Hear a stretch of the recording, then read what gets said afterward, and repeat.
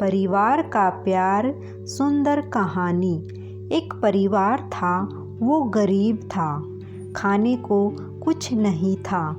काफ़ी सोचा कि काम मिले, मगर काम नहीं मिला। 2 बच्चे थे, बीवी थी।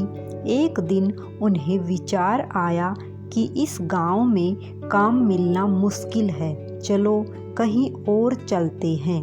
इस इरादे से वे एक दिन गांव छोड़कर चल दिए। रात का समय था, रास्ता भी जंगली था। सोचा वृक्ष के नीचे रात गुजारी जाए।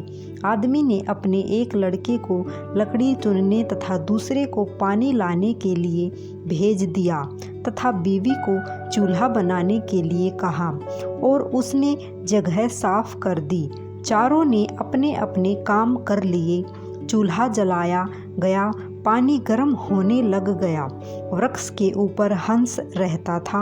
वो सोचने लगा, यह कैसा मूर्ख है, इन्होंने चूल्हा तो जला दिया मगर इनके पास पकाने को तो है ही नहीं कुछ भी।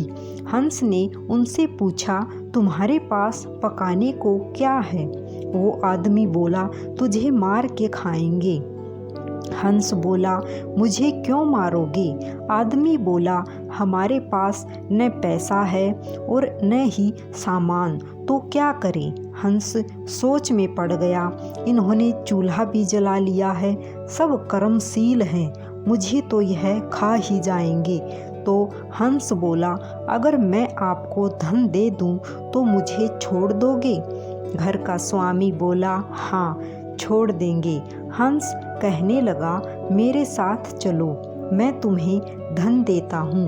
हंस उनको थोड़ी दूर ले गया और चोंच से इशारा किया और कहा कि यहाँ से निकाल लो।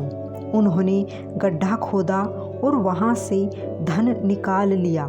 हंस का धन्यवाद करके वापस अपने गांव आ गए और एक ही दिन में खूब मौज से रहने लग गए। अब उनके घर में किसी चीज़ की कमी नहीं थी। पड़ोसी ने देखा कि इस परिवार के पास ऐसी कौन सी चीज़ आ गई जो इनके पास इतना कुछ आ गया। उसने छोटे लड़के को बुलाकर सारी बात पूछ ली कि पैसा कहाँ से आया है।